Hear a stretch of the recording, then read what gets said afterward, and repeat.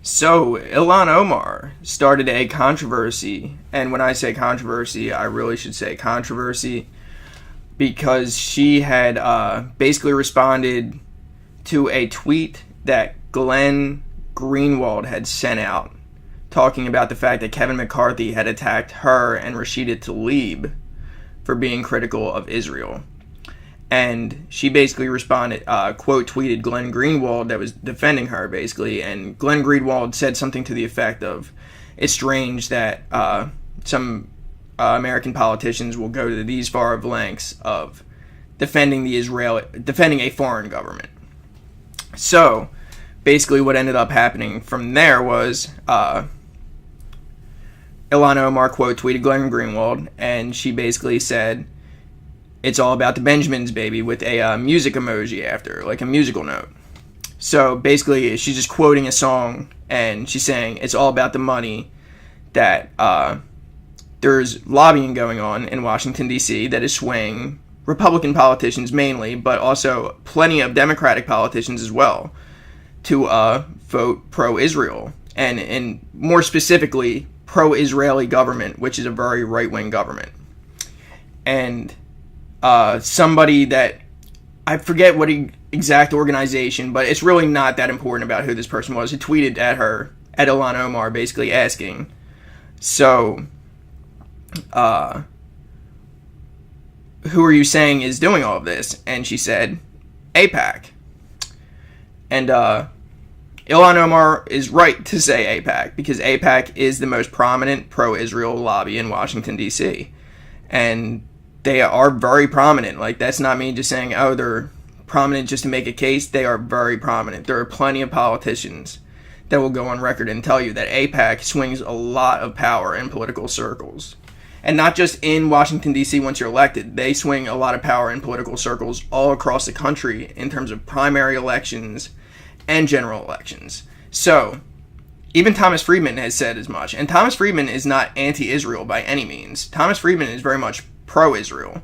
But Thomas Friedman even talked about the power that lobbies such as AIPAC had, where they lobby for the Israeli government, and they've had a lot of influence on who gets elected, on who gets through their primaries, in both sides of the party. So if you have AIPAC's stamp of approval, then you are far more likely to end up winning your primary and winning the general election. I had seen videos of politicians talking about, basically, if you don't get AIPAC's approval, then they're going to pour money into another candidate against you. And if you don't have AIPAC's approval, you're probably going to lose that election. And I had seen also the fact that even if you are a politician that you got AIPAC's approval the first time around, you win a term in Congress, during that term, if all of a sudden you are more critical of Israel than AIPAC would like, then AIPAC may pull their support from you and then put their financial support behind a primary opponent for you. So they're basically going to just oust you, and they're going to do a lot of funding to try and get you out of there too. They're going to finance it, and they're going to try hard to knock you out of office for being too critical of Israel. And that is why there are so many politicians on the right and on the left in both parties that are towing the line for AIPAC and pro-Israel lobbying, because they're being donated to by them. And it's not like AIPAC just explicitly says, all right, here's a donation from AIPAC to so-and-so politician. It is more of the fact that AIPAC has these events, these big gatherings for these politicians, and then they have, 1,000 people there give $2,700 a pop. And then from there, then they get a nice $270,000 for their election out of all of those people that showed up to the event, doing the maximum donation that they can donate, and it's basically big money bundling is what they call it. So they do that. They kind of just do the typical. I mean, plenty of lobbies do this. It's not unique to AIPAC doing this big money bundling, but that's their way about getting around all of these PACs and saying that it's directly PAC money. So they'll just have these events and then have it all get bundled together by the people that show up. So outside of that, so that is all known. That is something that plenty of politicians have been on record about. Thomas Friedman's been on record about it. And trust me, I don't agree with Thomas Friedman on almost anything, but Thomas Friedman is pro-Israel. There's no reason for him to kind of have this angle of saying, no, AIPAC is doing corrupting of politicians when they're not. I wouldn't see what Thomas Friedman's angle on that would be. But that is what ends up happening, and it's not just the Republican Party, like I said. There's plenty of the Democratic Party, especially in the corporate Democrat wing, almost all in the corporate Democrat wing, that are taking money from AIPAC. They're swayed by AIPAC. And like I said, it doesn't have to be a clear thing of just AIPAC directly to the politician. It very well could be an AIPAC event that they have, where they speak at the event, and they have donations made by all of these AIPAC members there. I had heard one politician say, if you get endorsed by AIPAC and you have that backing, that stamp of approval you can take and you can basically call 3 or 4 people when you're running, and you have all the funding you need for your election. It's that simple. So that's how much money and power AIPAC holds in this corrupt political system that we have. And that's not changing. That has been that way for a very long time now. And to call that out, I don't get... That's what really frustrates me about the entire thing, is that the Democratic establishment would call out the Republicans on the NRA, lobbying them in a heartbeat, and they call them out for it all the time. Why? Because the Democratic establishment isn't corrupted by the NRA in the same way that the Republican establishment is. But how you know you're getting on something touchy is all of a sudden when you speak on a lobby, any kind of lobby, where then the Democratic establishment jumps on it too. Even if you're criticizing a Republican, then people like Nancy Pelosi and Chuck Schumer get all riled up, and they step in and say, whoa, why don't you back off of that statement that you made about the corruption of politics in D.C., whether it be from AIPAC or this lobby. That's when you know that they're on the hook from that same lobby. It is so obvious and straightforward that the Democratic Party leadership is cozy with AIPAC. I've seen Nancy Pelosi speak at events for AIPAC. They're cozy with AIPAC, and they're swayed by AIPAC. It is a lobby. That is what a lobby does. If you had a street sweeper and it swept the streets, if somebody said, that's a street sweeper, are you anti-street sweeper? No. Or are you anti the people driving the street sweeper? No. It's not about that. It is about the fact that there is a lobbying organization that is pro-Israel, that is lobbying on behalf of the Israeli government. That's it. That's what lobbies do. That is the truth of the matter. It exists. It is known as a lobby, and it's known as a very, very prominent lobby. So to then say, oh, well, you're just making this you're just carrying on this anti-Semitic trope of Jewish money controlling everything, and Jews control the entire world and all the governments and the banks. No, that's not. That is saying that there is a lobby that is pro-Israel, not even pro-Jew, pro-Israel, and that they are giving money to politicians, and that they are putting pressure on politicians, and they are trying to sway politicians' opinions on certain policy matters that relate to Israel.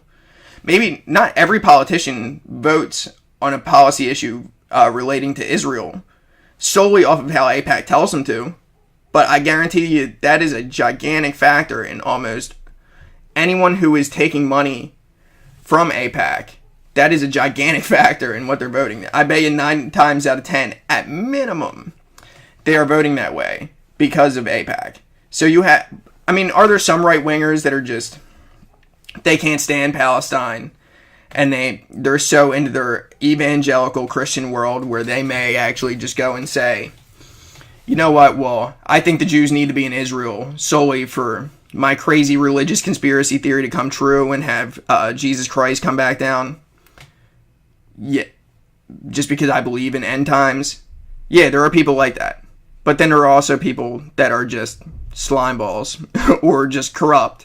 And they take money and they say, well, you know what, I'm not against this. And if you're going to pay me money to vote this way, then that is perfectly fine. I'm a right winger. I don't mind the fact that Israel has these settlements. But if you, maybe in a neutral world, maybe I would consider it a little bit more. But if you're going to pay me, if you're going to lobby me and make sure that I stay in office to vote pro-Israel in this particular case, then yeah, I'm going to go ahead and I'm going to vote pro-Israel in this case. There's no doubt in my mind that every powerful lobby in Washington, D.C. has swaying power over our politicians. It's just a corrupt system. That's what it is. So, many of the politicians are corrupt. The lobbies are corrupting them. And that's what happens. Ilhan Omar calling that out, no matter what lobby it is. There is no problem with that. That is exactly why people like Ilhan Omar are voted in there. That's exactly why progressives like her and AOC and Rashida Tlaib are voted into office. So, that's what's so infuriating about it. You have people like Chelsea Clinton coming out of the woodwork and the Democratic establishment putting in their goddamn headline that we condemn Ilhan Omar's anti-Semitic remarks. Like, come on, you're calling it anti-Semitic in a goddamn title. Are you being fucking serious? Like, that is what's so annoying about the Democratic Party establishment, is that they would do something like that at the very end of it. Or not even at the very end of it, just right off the gate. Right out of the gate, they're coming out and they're saying, yeah, it's anti-Semitic. End of story. We want her to publicly apologize, and we strongly condemn all of this. No nuance in it. No defense for somebody that is part of their party. Nothing. Nah, they just threw her right under the bus, and that is the problem with the Democratic establishment, is that the Democratic Party leadership, like Nancy Pelosi and Chuck Schumer, they kowtow to Republicans and moderates. So anytime that they see a crisis going on where the Republicans are starting to spark a controversy and they're outraged about something that is against normal Washington, D.C. groupthink, or against the decorum of Washington, D.C., calling out corruption or anything like that, or saying anything that could be considered not politically correct, then the Republicans will try and use that, and they'll build pressure on that particular person in the Democratic Party, because they know that the Democratic Party will collapse on that. And the moment they start feeling the heat from Republicans and not even moderates really, just Republicans in general, once they start feeling that pressure from the right wing, they will cave. And they've caved time and time again, and that is what is so annoying with Democratic Party leadership. They continually have no spine. They don't stand up for the people in their party when they're thrown under the bus. They help throw them under the bus when it comes to it. And when progressives get outraged that they're not doing what they want, they kind of just give you a smile and a wink, and they try and convince you that they're somewhat on your side, but they're trying to be pragmatic about whatever they're doing. But then, the moment the Republicans get outraged about something that one of the members of their party did, oh my god, we got to throw them under the bus, get them out of here, fuck them, what did Ilhan Omar say? She said that AIPAC was lobbying. Well, I take money from AIPAC, and I don't want that to come out, and I don't want anybody making a big deal about this anymore, so let's just nip it in the bud. Let's call it anti-Semitic. We'll throw Ilhan Omar under the bus, because honestly, in this case, we have more in common with the Republican Party than we do with the progressive wing of the Democratic Party. And that's the bottom line. And it's sad, and it's disgusting, and it drives me insane, but that's the situation. And that's really the way it is right now. The Democratic Party leadership has more in common and more ties to the Republican Party in terms of the corruption, the money that they're taking. These corporate Democrats, they're more like the Republicans, and they care more about what the Republicans want than they care about progressives and what progressives want. And that's why we have to get them out of there in primaries. That is the bottom line. Like, is a corporate Democrat better than a Republican? Yes. Is a corporate Democrat that much better than a Republican? They're better, but they're not nearly as good as they need to be. They're still fucking mediocre. And honestly, saying that they're mediocre, I'm being kind of easy on them to say that. Somebody like Nancy Pelosi, the master negotiator, as they love to call her, which I find laughable that people call her that, especially after the deal that she made today. But we'll talk about that later. But, yeah, they're not master negotiators. They bend their knee to Republican wants all the time. Anytime that there's a controversy that's sparked up where right-wingers are stoking the flames and saying that there needs to be a public apology from one of these progressives or somebody in the Democratic Party, the establishment goes right ahead and throws them under the bus. They don't stand by them. They kick them to the curb, say, you know what, this will make it easier on us.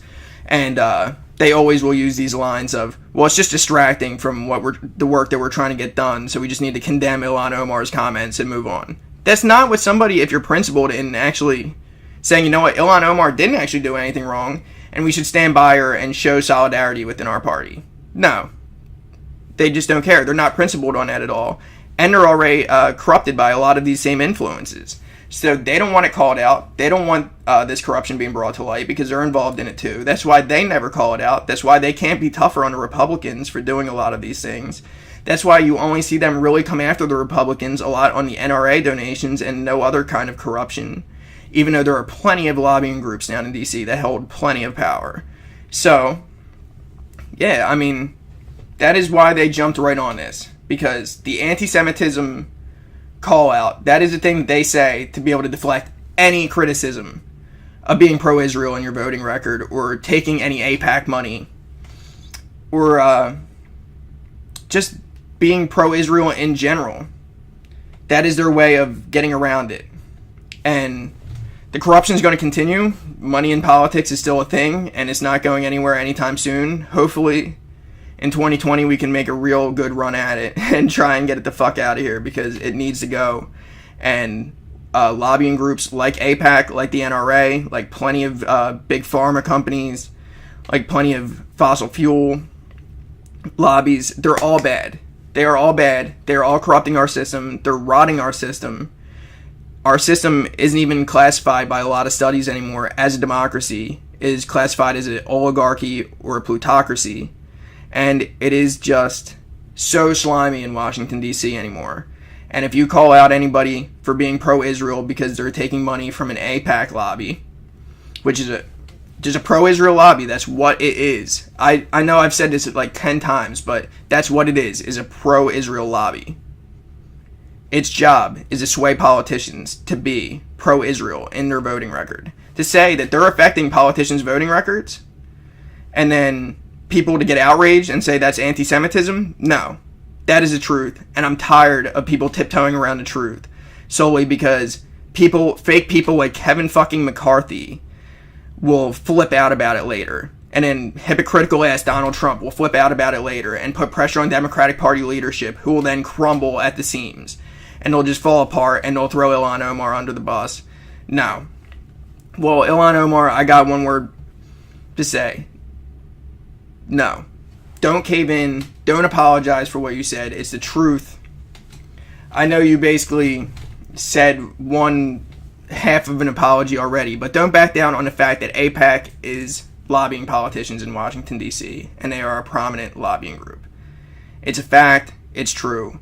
And don't let them smearing you with anti-Semitism ever stop you from actually speaking the truth in Washington, D.C. That's what we need from more of our politicians, and that's why we need to be active as progressives in these 2020 primaries to make sure that we get more people that are actually willing to call out these corrupt secrets in Washington, D.C., or call out the things that everybody knows are happening, but nobody's willing to actually take the stand and really call them out. We need more politicians like that, and I really appreciate that Ilhan Omar was willing to put her neck out on the line, which she really did, and spark controversy by saying what needed to be said. And Kevin McCarthy, he's a fucking hypocrite to the max. That's all I have to say about him. The fact that he trafficked George Soros conspiracies and actually did an anti-Semitic conspiracy that he would traffic, and almost a majority of politicians in the Republican Party have trafficked to one extent or another at some point in time. And be in a party where Steve King had said plenty of outrageous things before he had ever gotten condemned by the party leadership. For Kevin McCarthy to come out and say anything, he's a fucking fraud. He's a fraud. The Democratic Party leadership is weak for crumbling on that. They're weak in the sense that they always cave to the Republican controversy anytime there is one. And they're also weak in the case that they're very corrupt. And that is one of the main reasons that they flipped right on Ilhan Omar. There are times where them caving is more due to the Republican controversy, but this time, and the pressure that the Republicans build on Democrats a lot of times when something controversial does happen to a member of the Democratic Party. But this one's so much more about the fact that a lot of the Democratic Party establishment is corrupt, and they take money from groups like AIPAC, and they wanted to throw that back under the rug as quickly as Ilhan Omar pulled it out of it. And that's the end of the story. But hey, I'm done ranting for now. My blood pressure was through the roof when that whole story broke the other day, but I thought I would just give you my opinion on it, rant about it for a little bit. I really do appreciate it. This will basically be my first news story on my channel. So if you like the content, I would love it if you subscribed. I genuinely do appreciate it. And also follow me on Twitter at plutocracytoday. You can email me at plutocracytoday@gmail.com. And you can also email me at seancassella, that's SEANCASSELLA @gmail.com as well. Get in contact with me any way you like. You can even leave a comment below. I'll get back to you. I really do appreciate it. And have a great day. I'll talk to you guys soon.